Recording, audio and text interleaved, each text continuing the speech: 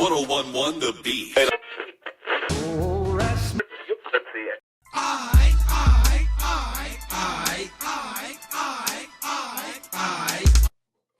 We started Nemesis. What you think? First 2 episodes in, I'm already pissed off at Styles' wife.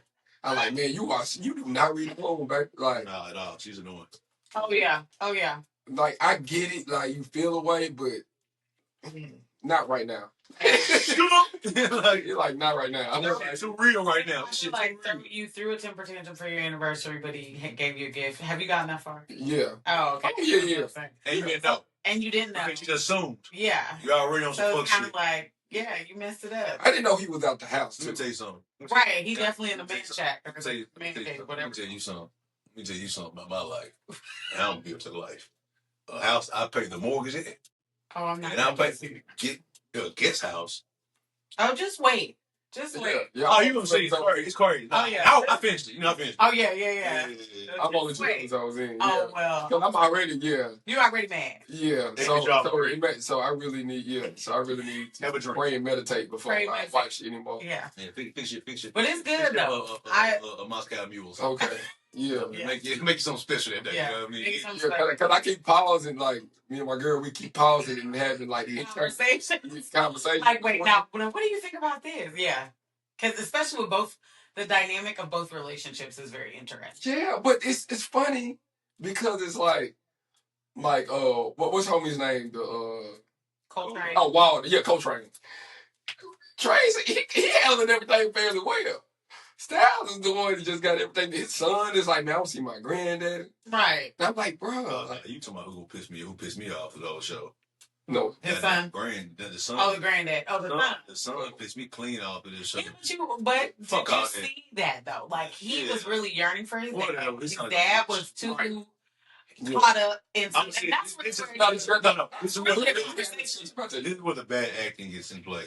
He was terrible. Oh, fuck about what you talking about. What I'm saying is... No, what I'm saying, I agree with you. I agree with you of the message, but also how he reacted to certain things. I had a dad that was unfocused. I know what it looks like. Yeah, but then you ain't have a mama like that, though. Who? What you mean? Like old girl in the show. No, but protecting my baby, that's what I did. She was protecting her son. She didn't want her son. But so the mom, she's dunce in life. I'm not going out there. My mom wasn't dunce, thank God. Right. You know what I mean? Yeah. But I'm just... She'll make you upset like but she didn't make him upset. So it wasn't his anger wasn't based on her at all. Yeah. She's just dunce. I mean, that's just a whole conversation. But his situation, how he reacted to his daddy in certain aspects was, bro, stop being a bitch. Yeah. I understand, but I also feel like I agree. He was yearning for his dad. Now, one of the moments was totally fucked up what daddy did. You talking about left? When he left him? He was bugging out. Yeah. I ain't got no black people right there. He was like, what do you no black person left their job. Never. First of all, that son would have been in a car. He'd rather been in a car to the thing than to leave you. I would have said, ride with me real fast, and then I'll get somebody from the precinct take it home. I'll order you an Uber. That's bad, right? Because that ain't realistic. But if it was good, good for like, he said, oh, you want to go do this? Nah, I'm good. We chilling. And then, I'm going to tell you what made me pissed off, because he blamed him. Yeah. Hey, now that blue down. You don't want to listen to it. You don't want to listen to it. That was one of the moments that I was with the son. That was a deflection. Kind of deflection? Oh, yeah, you deflected. No, boy. When the Yama. I was keeping in Tumbo. Yeah, came back with Tumbo. Not in this house fucking Tumbo. Hey, fuck Nemesis, welcome on out. How y'all doing tonight? Welcome back. Wow. It's another episode of Contextually. 4 minutes. Yeah, I've been talking a little shit. Just because we ain't watching. Yeah, right, man. Which I don't care. Hey man, I'm gonna play tennis match. You know what I mean? Yeah, it's cool, bro. You don't care. I don't give a fuck either way. You know what I mean? Fuck you, though. Oh wow. I have a LeBron. I'm a LeBron in my life. Oh. I have a handshake with every person I know. Damn, like everyone with Danny, everyone I know. Season 4, episode 78. 78. We almost at 8 balls. Yes, sir. 78. Destin, you got any Black History facts for today?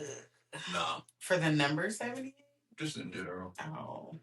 Really just. No. No. Well, give us one of your favorite Black history facts. Oh.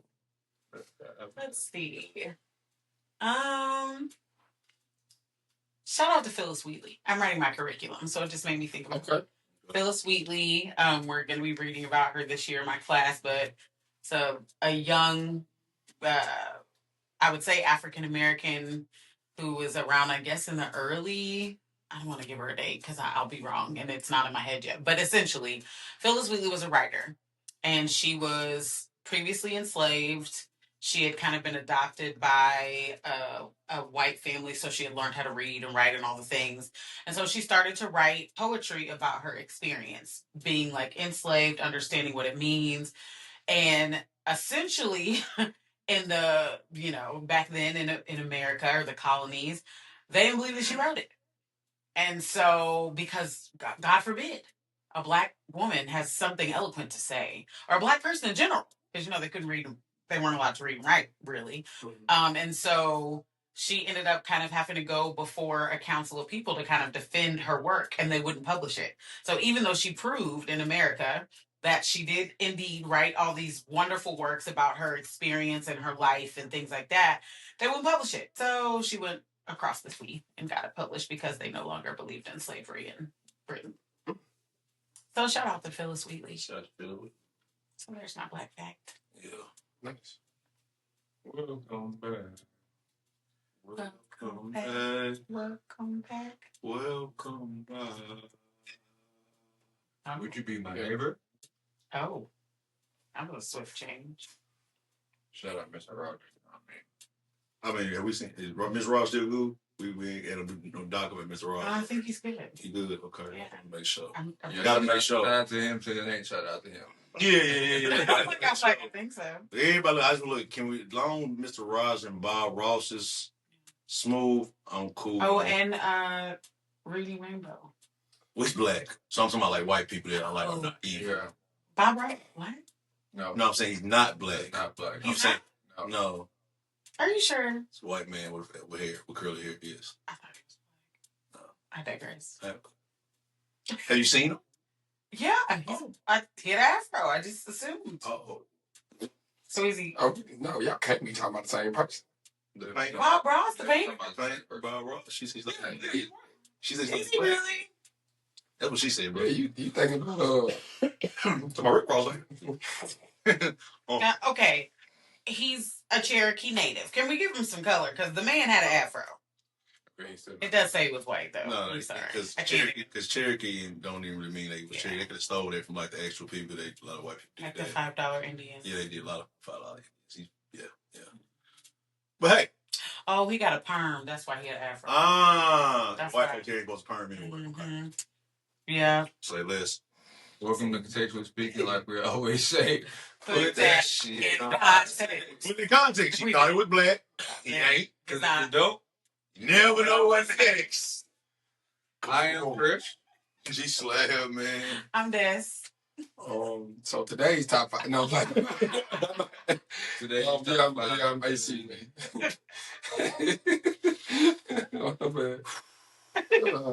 Sometimes. Sometimes. Yeah, That's why our city nigga was sweet now.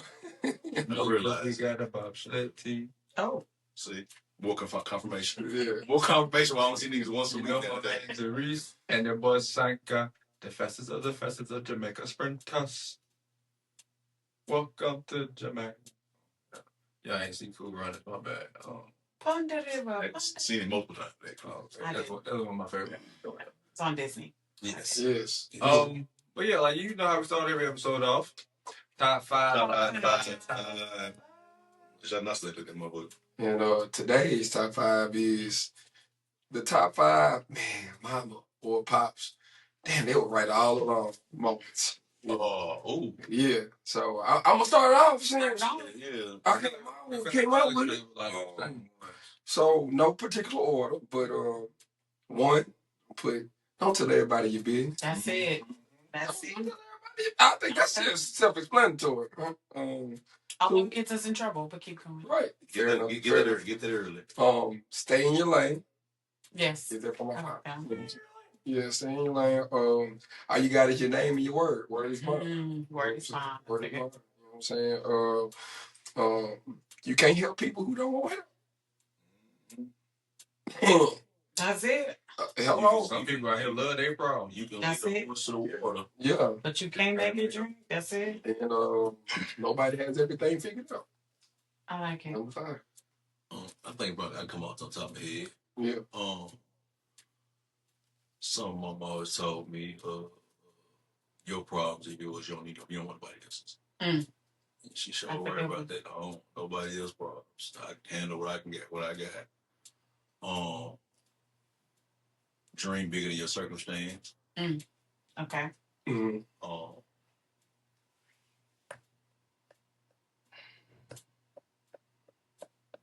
Mind your business. Just mind your business. You know what I mean?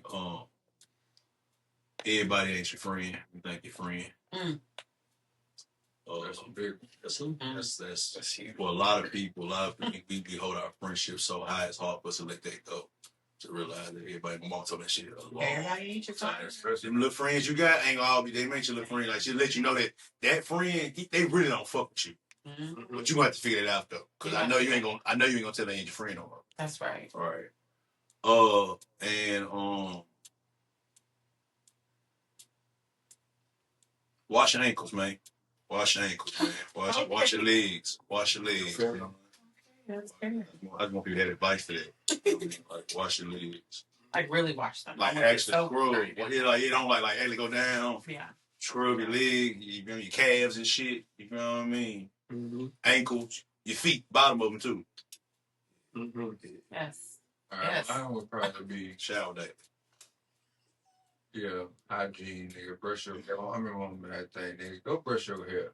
They usually, nigga wake up, brush your teeth, wash your face. Nigga, you ain't even brush your hair. Go brush your hair. Put some grease on your head. Take care of yourself. That was one big thing growing up. Like, everybody ain't your motherfucking friend. And we bringing everybody in my house. That's the biggest thing. Everybody ain't your friend, and don't be bringing everybody in my house. Cause they, like, motherfuckers don't know, but like that energy, bringing all that energy in your house, swapping that energy. That's right. Like that shit real. You bring them demons in here that can't get them out of here. Let's see what else would be. Take care of what needs to be taken care of. That's one of the big ones for sure. That's one of the things I do about for sure. Take care of what needs to be taken care of. The little things matter.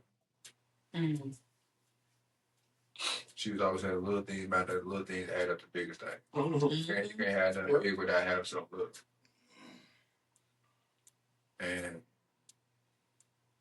number 4 would probably be mind your goddamn business. That ain't got nothing to do with you over there. Mind the business that pays. On game. You don't get paid to think, motherfucker. Yeah, I mean, mind the business that pay you. If it ain't what you get paid to think about, nigga, what you think about it for? Very true. You got another one? You said that was 4, or was that 5? That's 5. Okay. So I'll start with my grandma told me this right before I got married to my ex. So I probably shouldn't listen.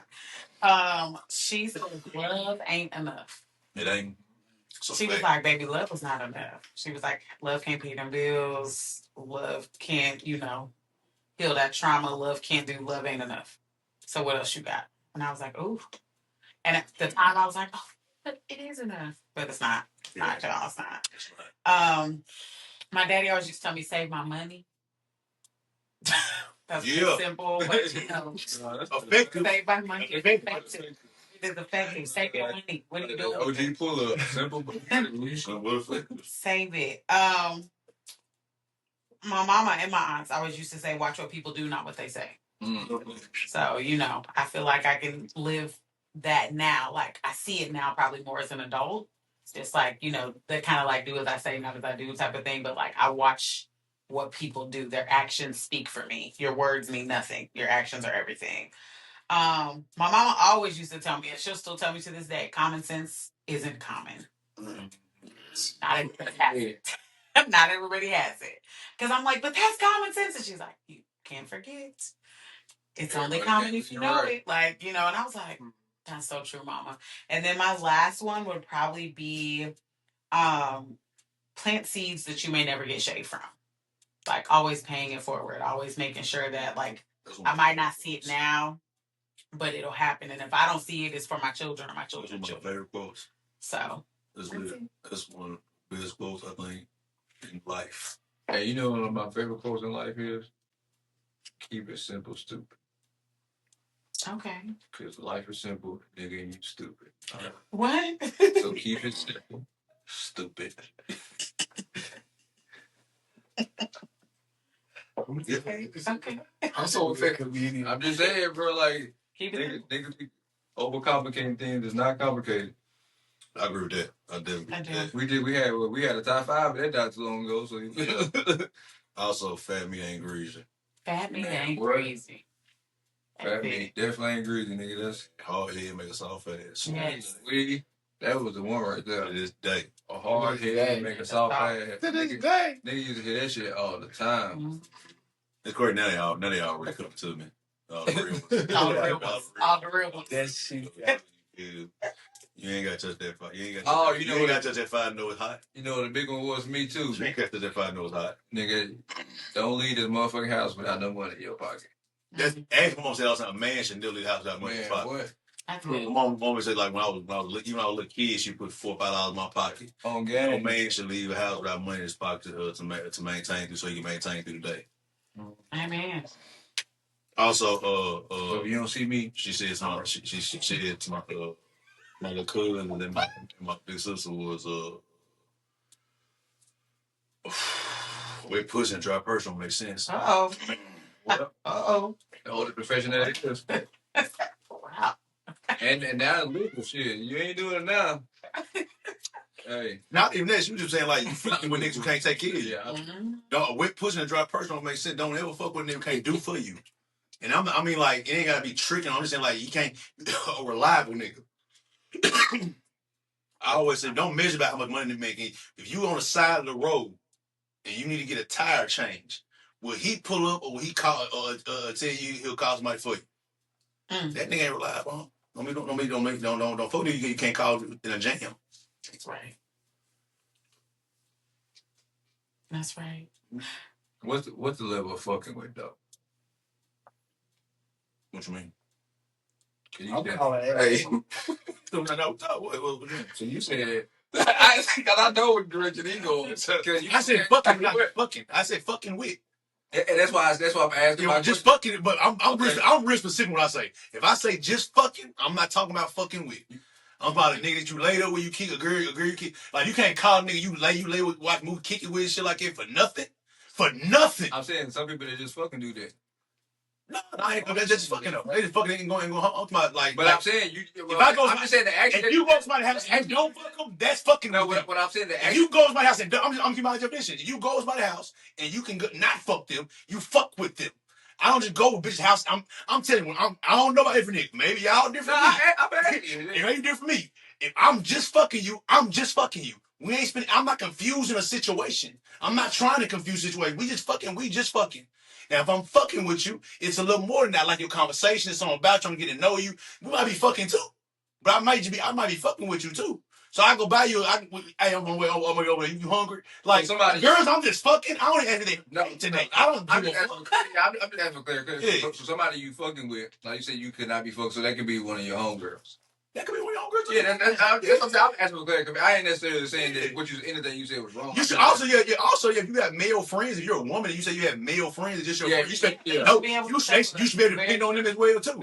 But my homegirls can call me that I don't mess with all and say, hey, can you pick me up? I'm doing fucked up. Yeah, I got you. You my people. Because that's not a gender thing at that point too. And it's clarification. If you can't call both of them niggas at the same time, and if they both pull up, it don't be a problem. Them ain't your homeboys. What you mean? What you mean? I mean, I didn't know some people go think like, well, he's my homeboy. But if you can't call both of them, then pull. Oh, you make sure you fucking with it. Yeah. That's what I said. Yeah. If you call me, if you can't call, if you say me and Rome your homeboy, you can't call me at the same time to come help you. Then you probably ain't one of the us ain't your homeboys. Mm-hmm. One of us is the homeboy. Oh. Yeah, BOYYYYYYYYYF. That's when we're talking about sneaking link and all that shit. We're talking about language. That goes in that play right there. You feel me? No, but I'm fucking with you. You should be able to call somebody. I ain't saying pay bills. I ain't somebody because people always say that think about money. And I don't think about money when I speak like they're fucking with you on something. You feel? I just seen the clip. I'm glad you said that. I just seen the clip. A lady said that she had to cut. She said she deleted 5 niggas' phone numbers in her phone because she needed something. She needed them to be reliable for something. That I guess she was saying that she was fucking these niggas, or fucking with these niggas. Mm-hmm. The only person that she could depend on was her brother. The only man that she could depend on. I don't know exactly. She ain't never clarified what the situation was. Yeah. But it sounded like it was some money. So she said the only person that she could count on was her brother. Yeah, I think that, but it depends on the level. I think that's who you should call. Yeah, because who you call? Why? Yeah. What is that? Wheatley gonna drop her? You gonna have fucking for free. I mean, like, why you fucking 5 niggas and you can't call none of them for a cheeseburger? I mean, that's not like. Sorry, you like poor pussy man. That's good. That's boy, a lot of women don't want to talk about that because there's a lot of poor pussy men out here. Mm-hmm. You know what I mean? Like we talk about how niggas sexual appetites they downfall. Like fucking too much and then you trying to chase everything. Women poor pussy man can be their downfall. His women are great women out here, and their biggest problem is the men they choose. That's the only thing that got them in a slump of life. Nothing else. They intelligent, they work hard, they do all the blah blah blah. They keep fucking with these same type niggas, and goddamn it, they may have a good job and some shit like that, and then they got a little girl, got a little money, and then here come a nigga who put some good dick in you. And now you spun. You dickmatized. Now you spun over here, and they say niggas ain't shit. No, the niggas you fuck with ain't shit. You got bad decisions. Because you making bad decisions with that cootie cat. Oh. You know, I mean, that's what not having self-respect do to you. Hello. You mess with the idea or something, and you realize the idea ain't the reality. And so now you just got you forced to self-reflect, but instead of self-reflecting and change your behavior, well, you do it again with somebody else. So you mess with the same person, just different identities. And that's how black men feel. Don't they? I'm that. And you know what? That was clean. That was clean. You definitely Blake Griffin that joint. Yeah, you know what I mean? You Blake Griffin. The speed. Y'all the speed. We talking about Blake Griffin. That's the Blake Griffin. Not Boston Blake Griffin. On Kid Perkins. That's Blake Griffin on Kid Perkins. Wendy. No, he ain't late. That's the throw-in. That's the throw-in right now. Compare no nigga. Blake Griffin in his prime is dunking all over women. Oh, putting him in a blender. Fact. Blender. A big blender, too. Fact. Ain't even like, you think what the Nobody's doing. That was light work. That's not, I don't think it's even close to that. Nobody did put the body on. Right. No, that was light work for, if that would have been Blake Griffin, he would have demoralized him. Them little 7'5" wingspan. Your fingers ain't strong enough. Yeah, your hands aren't brittle enough to stop me from dunking on you. You gonna break your arm. Yeah, it's time. You gonna try to block this shot from Blake Griffin and your shit like this. Yeah, for real. At this time to record, we just got through watching Game 3. We did. We might include a little clips or something in the video, but you might. Clippers up 2. I said Clippers. The Knicks up 2-1. Right now, Spurs just took one. It was a 4-point game, something like that. But they all been good games, though. Yeah, all definitely been good games. So what about this? What's black men feel this week? Black men feel. Okay, here's your topic. We need to get you like an intro song. Destiny. We do. Black men feel. We're gonna work on that. Yeah. Okay, here we go. You turn into Nat King Cole. I know, right? A conversation about sex that black men need to have more often is. A conversation. Good question. A conversation about sex that black men need to have more often. Okay, amongst each other. You say amongst each other, amongst your peers, amongst in your relationship. Need to have more often amongst each other. I mean, I'm gonna piggyback off what we said last week. Black men have that you don't need to have sex with everything moving. That's the first thing is discipline. Everything else is trickle off the discipline. Everything. And we don't, and that's not a conversation that's really had. Like that's the part. Like unless you got a real life OG that you fuck with on some like your daddy, your uncle, or the male figure in your life from day to day. Like you ain't even. I ain't never really just had no conversation. Well, I had one conversation like that about when I was in the Navy, and it's crazy. I tell this story all the time. But like, a homeboy pulled up to the crib and he was like, "Bro, I got this crazy little bitch." I'm like, "Bro, what's going on?" He was like, "Bro." Like, she just crazy. I'm like, "Bro, what happened?" You jump out the window. No. Oh, I remember that one. I remember that story. No, so he was just saying. I think he said she had like. I think she was talking about like keying his car or some shit like that. I don't know. Yeah, she ain't did nothing crazy yet, but he was just saying that she was about, yeah. And I was like, "Bro, what happened?" He was like, "Bro, you just know, you know what I'm saying?" He was like, you can't hit everybody with that A+++. I'm like, "Bro, what you talking about?" Like, you know what I'm saying? You can't give all girls that good dick. And I'm like, "Bro, so what else you supposed to do then?" He was like, I'm like, "Bro, if you feel that way about a girl, then you shouldn't be fucking them." It's such sad advice. Exactly. So I'm like, bro, that's terrible. It's like, who doesn't want to give their all? Yeah, I'm like, but if I have to relegate myself to giving some slaughter, then I probably shouldn't be. I've told niggas all the time, especially now, you're gonna be in a group chat regardless. Yeah. What you want to be in a group chat known for? The nigga who got them giving it out, or you're not gonna be in a group chat because she don't want to tell a friend that they got fucked and getting fucked good by you. So either way, when you make the group chat, you just a bad thing. Man, like what? I'm trying to hide. That's all I was like. Ever since that day, I was like, "Bro, I don't know what you talking about, bro, but you need to make, like we said, you need to have better dick discipline because you out here just fucking girls you know that's crazy just because you want to conquer it." Yeah. You don't like it. I mean, at this time, of course, we was in our early 20s, but you know that was the name of it. Yeah, for sure. It's still like you said, but those are stories that add up till exactly niggas ain't shit. Oh, these hoes ain't shit. These hoes crazy. It's like no, bro. You did some wild shit. Exactly. And also, you gotta take responsibility of the thing. Like niggas, look. This one I tell. Well, go. What's your black? I want to pick. What's your black? Oh man, when it comes to sex, it's just like, man, probably. I mean, it's gonna feed off what you're saying. It's like to probably vet the person. Yes. Like it takes time to probably vet somebody. It does, but it don't. Because I'm saying have discipline, right? You can have discipline and still not vet the person. Correct. You can be fucking. Not a lot of people. Okay. Fucking wrong people. Well, I appreciate your affirmative. Yeah. I got you. I got you. You need me. I'm just like, I'm thinking the discipline. No, you're right, but you are right. Discipline don't necessarily play into the discernment. I was just saying, you may just be scared of disease, right? These niggas are scared of disease and grace, and they don't fuck a lot.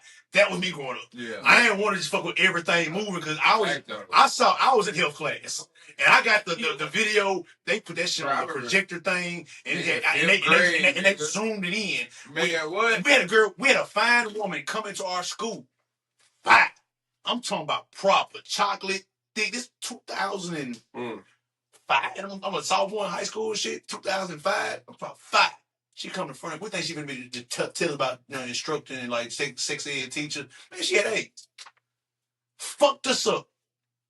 And this when AIDS was still a different monster mentally what it was. You know what I mean? Yeah. And then they did the zoom in of different body parts and all that type of shit. I'm like, all right, I'm cool. I remember in health class, bro, they gave out the brochure for 5th grade. They just, saying pretty much like describing all the difference in the body parts, the function and all that shit. I remember like 7th grade, nigga going to health. Nigga, they show you goddamn break down every disease. I said, boy, what the fuck is that? Boy, what the fuck? Every slide, I'm like, boy, what the fuck is that? What the fuck on that shit? Man, what? I'm like, what the fuck is that? Burn. What the fuck is that? Man, that shit, bro. I remember going home being scared. They definitely don't do that. I remember going home being scared. They call it the hug state now or something. So they really can't. They push abstinence, which is great until your pregnancy rate is high because you're not talking about sex. Between that and then we used middle school started the school dancing, bro. And mom was like, "Hey, you better not be in that dance with them girls too close." I'm like, "Well, why not?" She's like, "That's how you get girls pregnant." I let the dance like, "Damn, I just got about 3 bitches pregnant." Cause you don't know. Your kids, you still don't know. Like that's the novice and the innocence of kids that we don't know.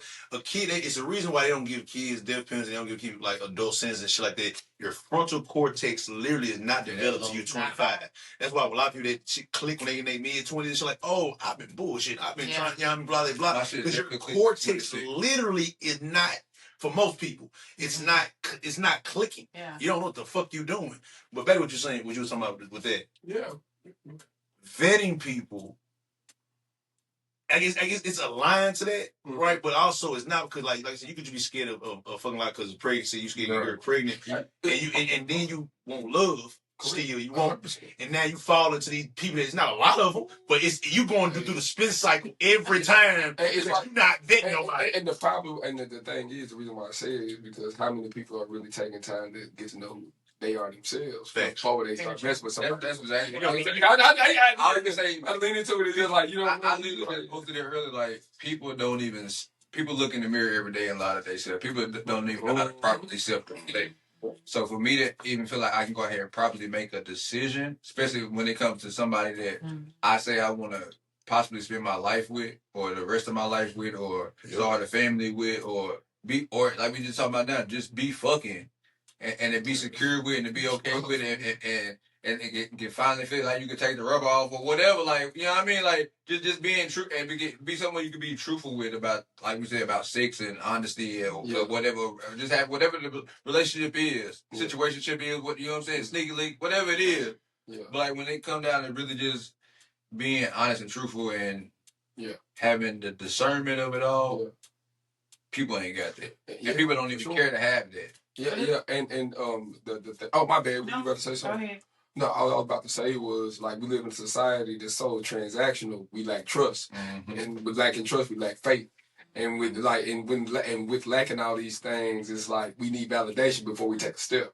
So it's just like sometimes that's why it's easy to lean into lust, because growing up, it's like, well, shoot, if my value is only doing for people, all I got to do is, me plus swag plus this equals I get the girl. Okay, I give the girl me getting this. All I got to do is get her to acquiesce to this. And if she agree, then I know I get the draws. Yeah. It's that simple sometimes. But then again, we don't, because we so busy on trying to get what we want, we miss the consequence out after the outcome.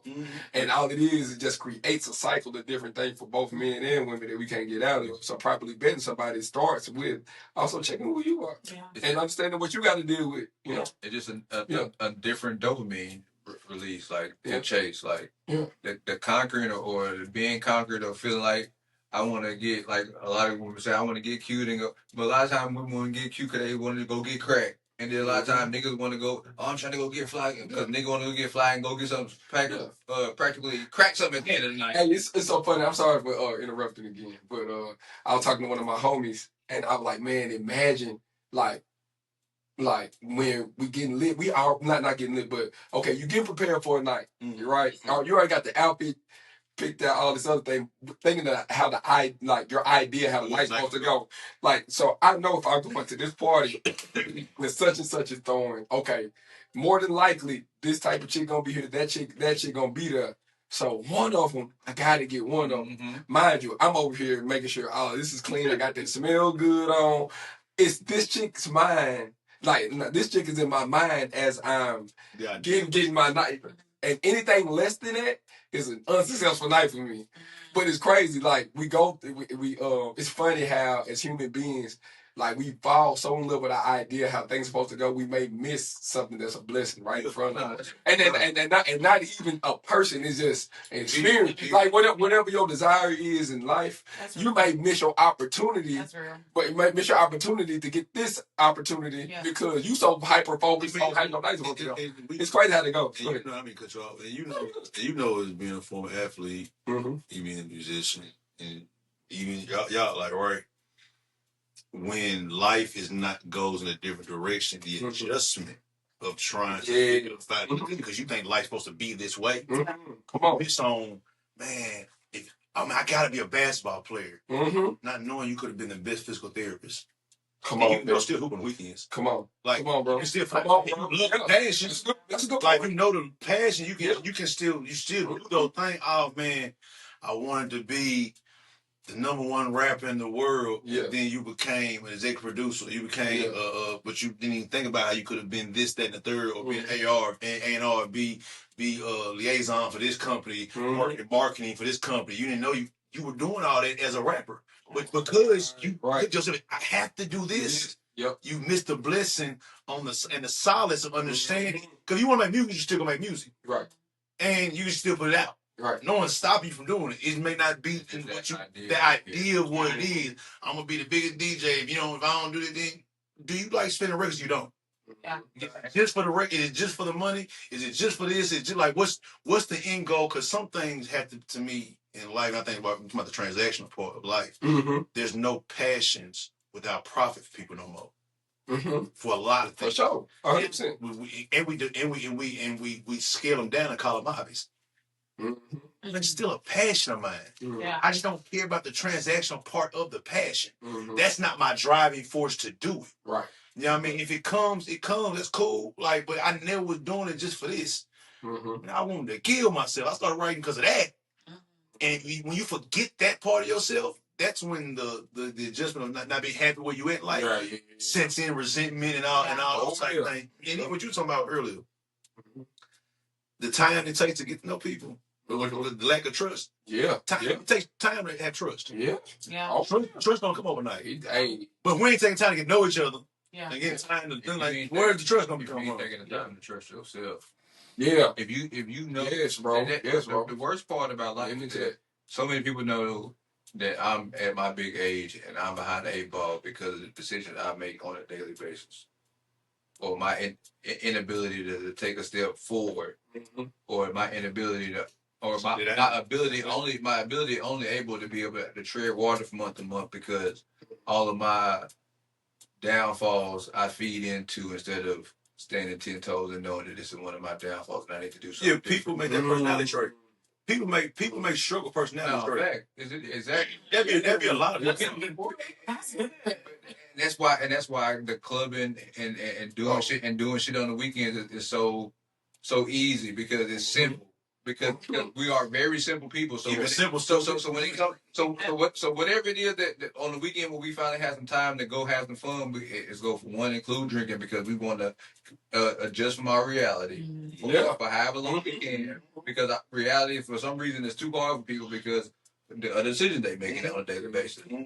So it's like a lot of people don't have any solace, and like I say it all the time, a lot of people just can't sit with self. Like a lot of people, if you put them in a room, be like, hey, bro, you don't touch your phone. Like I'm gonna leave your phone in here, but don't touch your phone for 30 minutes. I'm gonna give you $1 million. I get, bro, niggas go. You will lose it at 29. Especially if it ain't no clock in there, they're gonna tell you 30 minutes up. Still we can't tell. Man, if it ain't man, what? I just think it's the lack of community too. Like when I go back to even the question, I think about. In other cultures, there are, rites of passage for male and female. So we are missing, as a culture, opportunities for young men at a certain age to maybe leave their father and mother, right? And go over here with these men to be taught how to XYZ, taught how to court, taught how to save money, taught how to build business, taught how to whatever. The same with women. We don't get that either. So when I think about like that question, and when you were talking about the club, like I know people now that are probably at the club right now. It's a Monday? They're at the club right now. They'll be there tomorrow for Taco Tuesday. And they call it being social. First of all, they went out. They call it being social. They went out with an excuse. They made an excuse each night they went out. Tonight is game 3 of the finals. I'm going out. Yeah. But no, people use this thing to go out. Taco Tuesday. I'm going out. That's why Tuesday. Like I remember. Let's lean into this. Wine Wednesday. That was Wine Wednesday. I remember, bro. You go. Now Throwback Thursday. I remember you literally. I remember Thursday became a thing, bro. I remember when Thursday literally became a thing. On Thursday. Yeah, but you know what's so interesting about that? Like I remember, I'm leaning into like when I was married, and I remember when I was married. I don't know. I was married for 13 years. I don't know that I went out 13 times. 13. And I'm saying that like, well, first of all, I never went out as a single woman ever. Like I don't. No, during marriage. Yeah. I'm sorry, before marriage. Yes. When I was married, I never went out without my spouse. Okay, but sing by yourself. Yes, single, by myself. Yeah. Singular. And maybe in the time that I did, I had went on a girls' trip, my friend's birthday, things like that. And they begged you to come. Yes, they begged me to come, and it was still very hard for me to disassociate, enjoy. Right, because in my mind, and I think at the time, all of my friends were they single? I don't think any of them were in a relationship except me.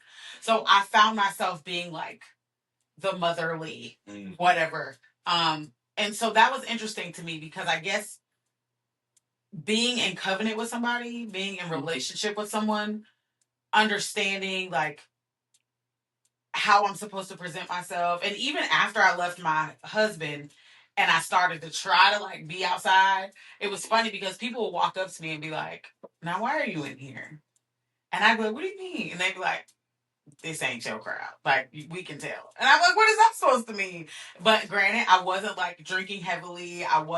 There's a lot that I wasn't doing because I had been put up for a long time. And I was okay with that. And I feel like there's safety in submission, but we don't know how to have that conversation. We don't know how to, especially as women, understand it's okay for me to be put up. And I think sometimes when we say that, we either diminish it or we put it on a pedestal. We don't talk about there's just normalcy. And me being in a relationship, me being in covenant with somebody, me learning to submit in a righteous way, because a lot of times we talk about not slavery. Submission is not oppression. There we go.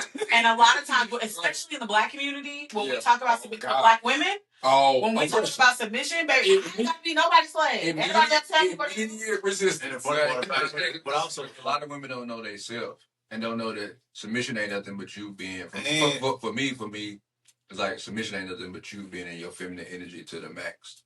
You know, and it's power. But in order for you to submit, it's context behind. There is. That's about knowing about you knowing yourself, knowing the abilities of being able to submit and what it looks like, and then what the leadership looks like also. Yeah. And I mean, shoot, this ain't recent. This ain't we not too far removed from slavery, Jim Crow, and all there that. We go. And the family dynamics and all that, right? So it's you know what I'm saying. So it's a lot of different factors that go into why things are the way they are amongst Black men and Black women when it comes to safety and submission, right? Yes. Words so probably the connotation people use words. Correct. Yeah. Because men submit to women. Mm-hmm. Yeah. If I'm in a relationship and I say I'm not going out with the fellas tonight because I want to sit and chill with my lady, that's me submitting to. That's still I may be the leader overall in the overall state, but there's ways I still submit to her wisdom, her nurturing, the things that she's good at, my blind spots on my half. I gotta submit and say, hey, I wouldn't go do that. You cooking? All right, cool. Yeah. I ain't going. And then we both in reality have to submit for this. Yeah, that's what I'm saying. It's a yin and yang thing. You're submitting to me. For this to be what we ultimately wanted to be, we both have to do our part. And for the people who love business, it's a contract. You signed the contract. I signed the contract. These are your terms and agreements. These are my term agreements. I'm submitting to those terms and agreements. You're submitting to these. Now, we can amend as time goes on. We can figure out little different ways to, okay, you know what? When we were in year 4, I was cool with you going out with your girls all the time. Yeah. Might not really kid like that. Yeah. We in year 8 now. Yeah. 8 things. And by the time you get to, let's be clear. Yeah. By the time you get to year 8, to me, year 4 is too long. Yeah.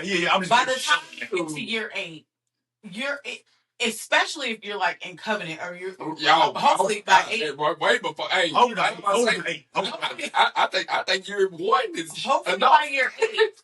You've already. He was very next year. We already He said this all the time. He said this all the time. He's gonna be married next year. Listen, I'm not mad at it. I just can say it from how I he's gonna be married next the year. way that it was explained to me, I'm in the wedding. I'm cool. The best relationship advice I ever got, I was in Cincinnati. I had just got married, and we didn't go to this really big church. We went to a fellowship, so we literally met in the living room. And what I loved about it was there was a level of discipleship that I've never seen or experienced in any other space. And it was like the women outside of the Nation of Islam. I have to give a shout out to the Nation of Islam. When we were in the Nation, I loved that the women just met with the women and the men just met with the men. And when we went to this fellowship in Ohio, it was very similar. We would all come together on Sundays, but then there were times, multiple times throughout the week, where the women would get with the women. We grocery shops together. They told us, I mean, we talked about everything: sex, love, rock and roll. And one of the things that they told me, two things I will never forget, and I always kept it in my heart, was one, you were supposed to be your significant other's elegant opposite as a woman. Meaning, like, we talk about submission, we talk about being equally yoked, but a lot of times we don't understand the dynamic of just being the elegant opposite. There are going to be things that God has instructed him to do, and I need to be the elegant opposite to that, right? We don't learn how to lean into our elegance. That's number one. And then number two, they gave me the analogy of the sun and the moon. The sun obviously has the light, but the moon is a reflection of that, right? The moon doesn't have its own light. Mm-hmm. It's a reflection of the sun. So how is your sun shining? And I always, like, whenever I go into like a relationship or even a situation, I'm looking like, how is this sun shining? One, and how am I being a reflection of that sun? And I think sometimes, like, it's hard when we start to talk about like relationships, being in covenant, marriage. What does it mean to be a wife? What does it mean to be a husband? What does it mean to come together, like to leave and cleave? What does it mean to do all those things? Because we don't talk, like, that is something that's always at the top of my mind, because my friends and I, we'll talk about, we're going to go to the girls trip, we're going to go on a cruise, but when it's time for us to talk about locking in and real relationships, we really don't. In my friend group, we do now, but there was a time when we wouldn't tell each other what was going on unless we were in dire straits and like shit was about to hit the fan. Question. Yeah. I'm so sorry. It's okay. You're actually going crazy. I see why you would have challenges dating. Because, and the reason why I say that is because, like, things that you are talking about, things you're talking about, I'm over here like, oh, yeah, it's like you point out a blind spot I may have had or may have just, you know what I'm saying, acknowledged. So I'm saying this to say, I wonder what the correlation of like knowledge or like the ability, not only the ability to acquire, but the capacity of the knowledge you have in correlation to giving grace. I wonder what like seriously, because it's like because like when you know something, you can't unknow it. But when you know something you're with somebody that don't know, it's like you have a moral responsibility. I feel like you gotta have to get like to give more grace. And it's like, and then you meet somebody and they're done wrong, and it's like, it's interesting. Yes. It's like some people that will be with somebody that's literally sabotaging them over and over and over. And it's like, is that grace or is it stupidity? What it is. How long it's like? You know what I'm saying? I know everything is going to be, so this is actually something that I wanted to get into tonight. Anyway, what it is I want to talk about people dating outside of the spaces of their mental capacity. Okay. So either intellectually, yeah, or a lot of times emotionally, people date in their wrong spaces due to lack of awareness of, for one, knowing that I am doing such, and for two, knowing, like we said, the discernment of knowing the person that you are talking to. Okay. Mm-hmm. On top of yourself. Mm-hmm. Mm-hmm. So a lot of people so you just brought Destiny in. Like, Destiny is going to be a multi-time owner. She already is a multi-time college graduate. Mm-hmm. Well, yeah, she has a math. Okay, yeah, so she is already. Yeah. But it's going to be, you know what I'm saying, even more. So it's like that specific part of her already, that part of her brain is something that has to be stimulated also when it comes to being in a relationship with someone. Yeah. And on top of it, we said it Disney. On top of everything that she already likes. Also, when you enter the relationship, it's set you in a different category for people. Exactly. Yeah. So now you have people that are attracted to you, but they're intimidated by it. Exactly. And if you don't, and then when you don't put it in their face, like when you're not mean about it, they actually are more insecure. Yep. Because they're like, a lot of people self-sabotage because, like, why do you like me? Yeah. What about me makes you like me to want to be with me when I know you're smarter than you me. Way more intelligent than me. You have you have more of a vast knowledge of things about me and all that type of stuff. And I think those people don't understand that knowledge can be gained, for one thing. Right, that's one of the biggest things. Knowledge can be gained. If you don't know the things and you with me, you gonna know the things that you can do. Mess with. That's a fact. That's the first thing. Second thing is because that wasn't the only factor. Your caring heart. How we fuck, right? These all your provision. You may know how to be. I want my man to lead in a financial way. You may know how to do those things. So your intelligence level, we can work on that. Knowledge you don't have, and we can work on that. It's when intelligence is mean, when it's way harder for that to work. A lot of intelligence. I put that in a bar today. I said a lot of street niggas are too emotional for me to heal with. A lot of intellectuals are too arrogant for me to deal with. And that happens a lot when I see those spectrum, because they're very vast spectrum of the same point, right? So a lot of street niggas, they get too emotional for me to have a conversation when I need to make them accountable for stuff and things. So also intellectuals, I can't tell them they're wrong. Right. Because they can articulate their words well, and they have good conversation and say something, so they weaponize it when they're being attacked. You didn't say it from this angle. No, you didn't get. You using semantics, right, to get away from accountability. And intelligent people do that very well because they know how to articulate and say their word. They either have the gift of gab, and they know how to speak. Well, call it what it is. It's manipulation. It's manipulation for sure. Yeah, intelligence manipulates very well. Very well, and not only that, like I had to be. Growing up, like I've always clearly been a talker. I've always been like this. I've always been a nerd, so I've always read a lot. Yeah. And I realized it reminds me, like growing up, you hear about like the Jezebel spirit, right? And Jezebel wasn't just it wasn't just about sex. It wasn't about lust. It was about manipulation. It was about witchcraft. It was about how she used her words, her wiliness, if you will. Her I call it almost like a Delilah as well, like someone who can like. Oh, but okay. And so I had to be very careful about growing up and how I used my tears, how I used my voice, how I could soften it if I wanted to, or I could make it deeper, like depending on what I needed and wanted. Because unfortunately, a lot of young girls learn that from their mom. From the will. Lean into that. Right? Now, lean into that conversation. We learn how to be tricksters.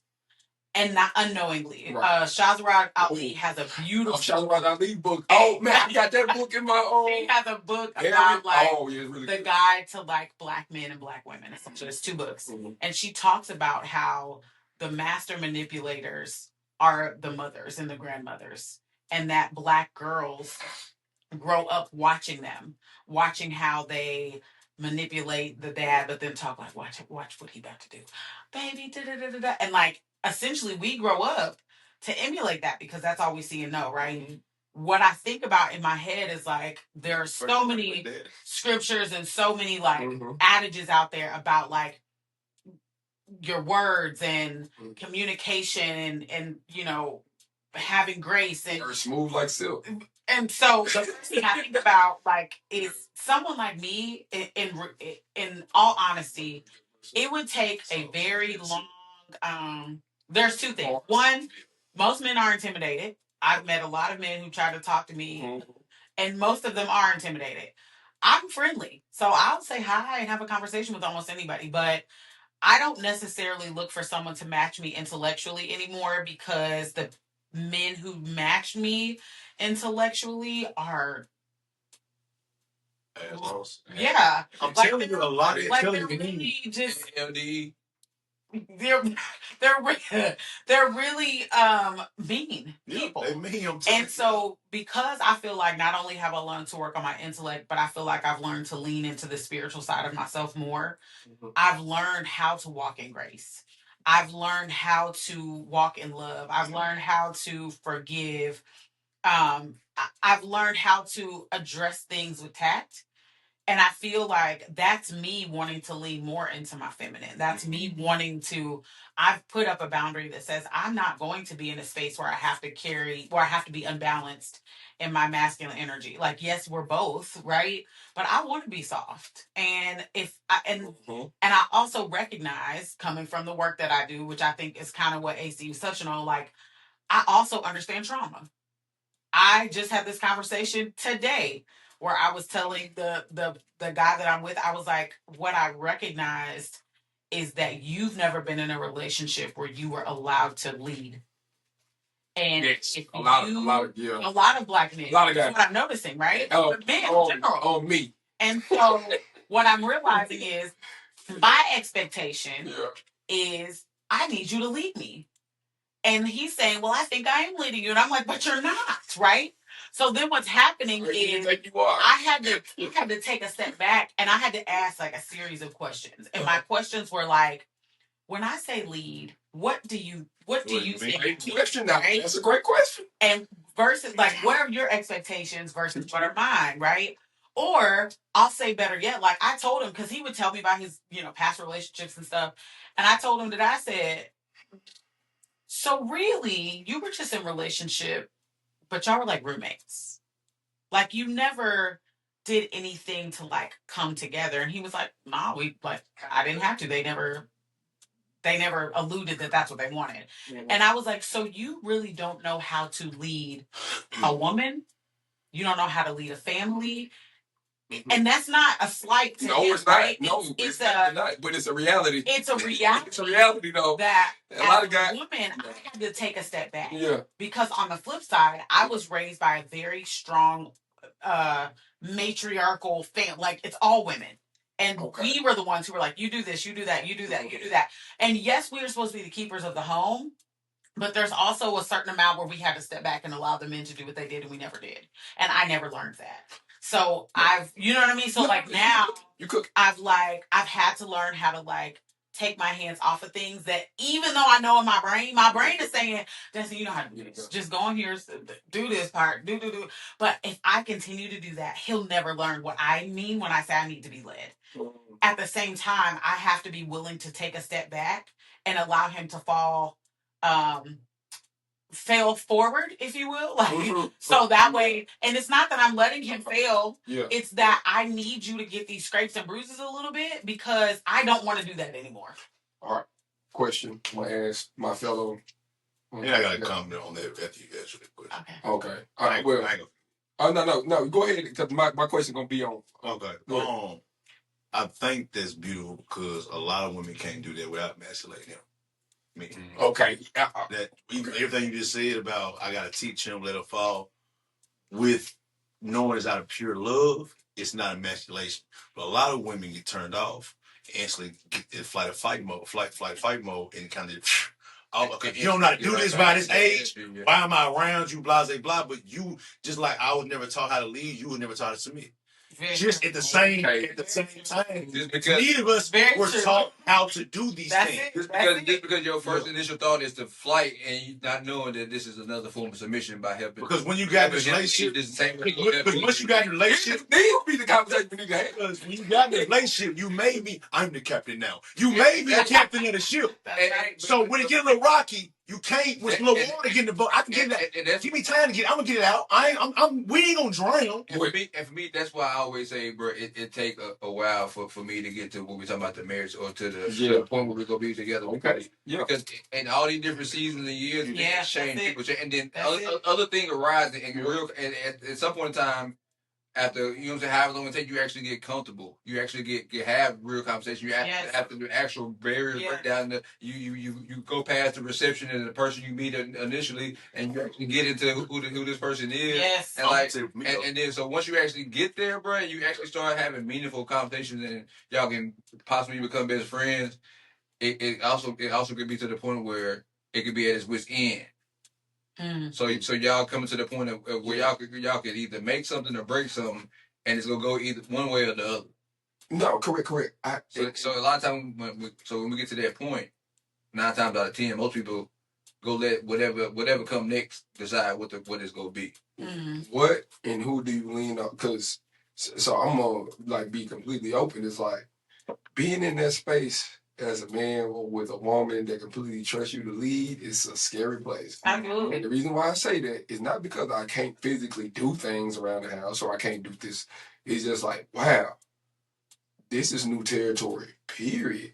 Like, I can lead a store of people, but I ain't going home with them. That's right. To where I can always withdraw and isolate and then come back like, hey, see, when you with somebody, they got to see all of that. That's right. And the thing, yeah. That's right. So what I'm learning is like, man, it's almost impossible to do that by yourself. And like as a man, it's like we really do need wise counsel from other men that are in these spaces that we aspire to be in. Yeah. What she just said is very imperative though, because having that space to be able to fail, correct, but also grow in the situations, correct, and to that. But the most important part to have the support there and to know like, if I fuck this up, it ain't the end of the world. Like, or it ain't the end of us. Like that's the space that men don't have. Even if she give you the room, or even if she's trying to let you lead, like most men don't have the space to also talk about it, but also to know if it does happen, this ain't the end of the world. Watch this, and to add on to what you're saying, we've been so programmed performance based. Yeah, is that we forget even though she's offering a space, she's also still a human. Exactly, they have other emotions. So it's like, so I'm doing my thing, and like she's down. I'm like, what's good?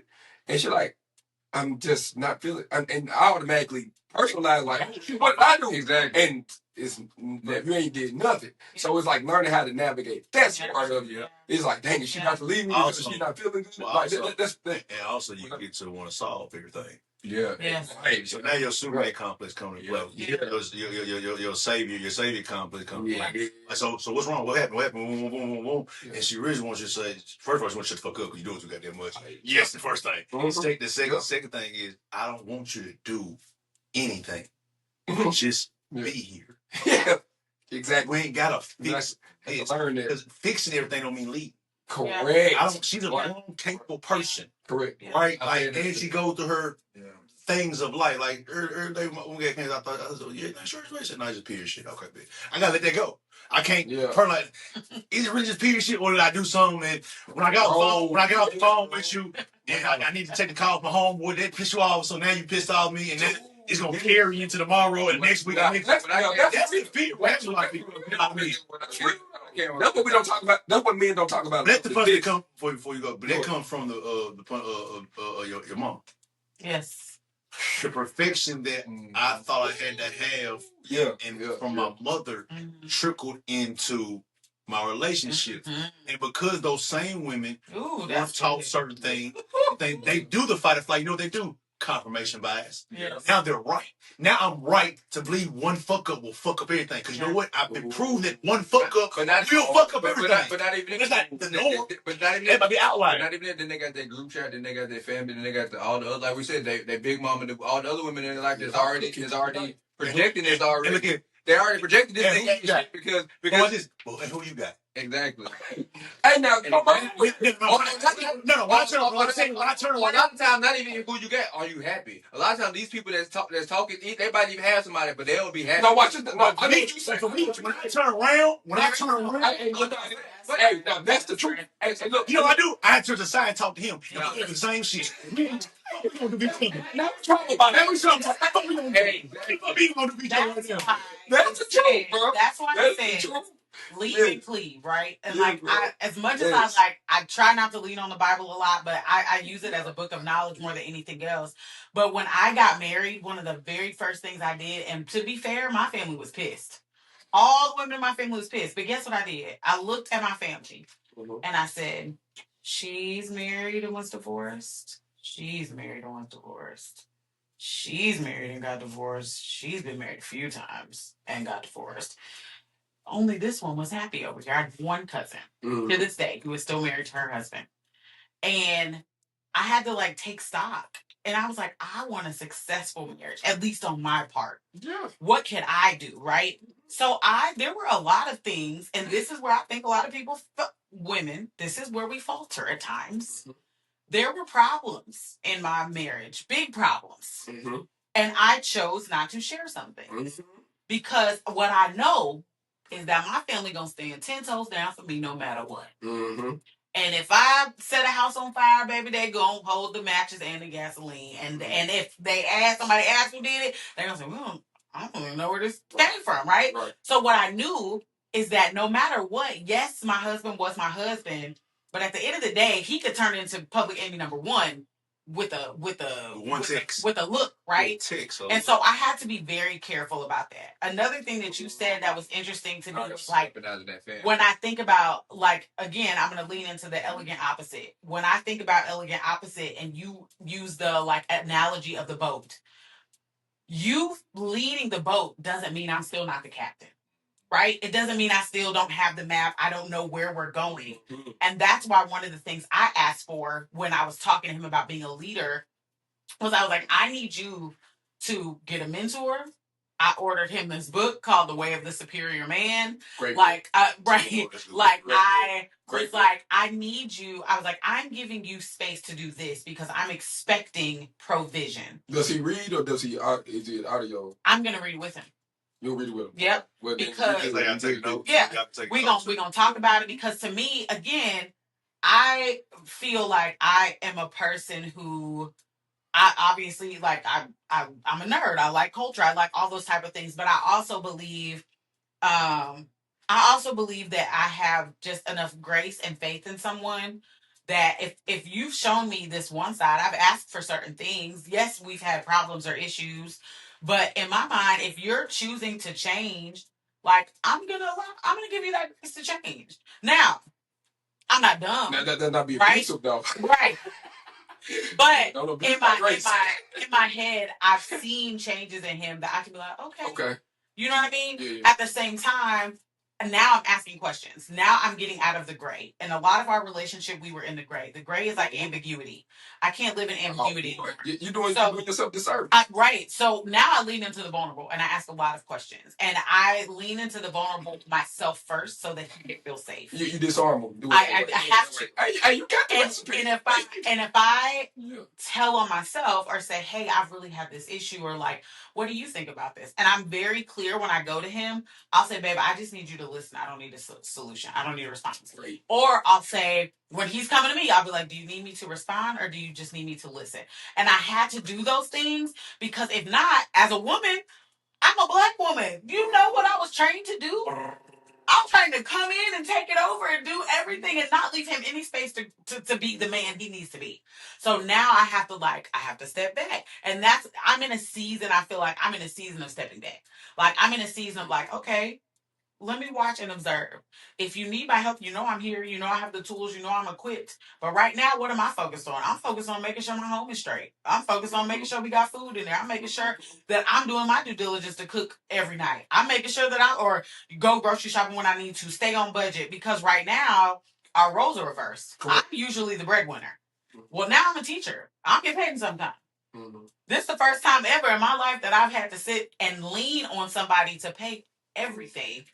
That's an uncomfortable space for me. So I know what God is doing right now. Like he's sifting me. And he's like, you said you want to be a housewife. People always ask, what you want to be? I want to be a housewife. Okay. You're being pruned. I'm being, for sure. And like, if you've never, I'm glad you used that analogy. If you've never kept a garden, the most interesting thing about pruning a plant is that most of the times when you prune the plant, it's going to hurt you because in your mind, this part is green. Mm-hmm. And this part looks fruitful. Come on. And this part looks like it's about to have some. Hey, it may even have some fruit. But what you're not realizing is that when you prune it off, that part that you're taking off is actually stealing nutrients from the stuff that really can grow. And so what I realized in this season, this is really my pruning season. Like, I might try the spirit by the spirit. God's really like, okay, you said you wanted to do this thing. You said you wanted to be this type of woman. This is not about him. Testing of your faith. This is about you. Yeah.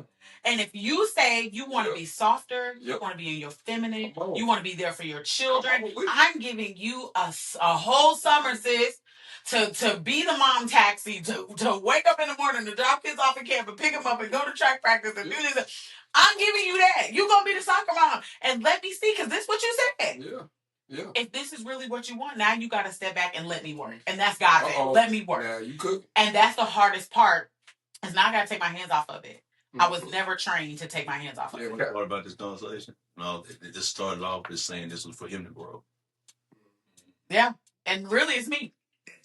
Everything about this is about. That's what I mean. That's what I mean. Like the game, like this started off her saying, "I'm doing this so he can be better." Yeah. But in reality, I still gotta prove myself better. Because those questions, those same things that he want to get better, he's talked to God too. Absolutely. He is. But that's God doing that. Yeah. And he's equipped you with the tools and him with the tools if y'all want to do this. Yeah. In that way. Because either way it goes, I gotta grow. Because being but that's the thing about relationship. I think people always people always say you go together and grow apart. And I believe you can do both at the same time, relationship. Like when a tree grows up and it branches off, those branches are growing apart. Those are the things that if we do this does to mine, I can still leave with those things that I came into fruition with, and I can still, if I'm real enough, I can thank you for giving me those lessons too.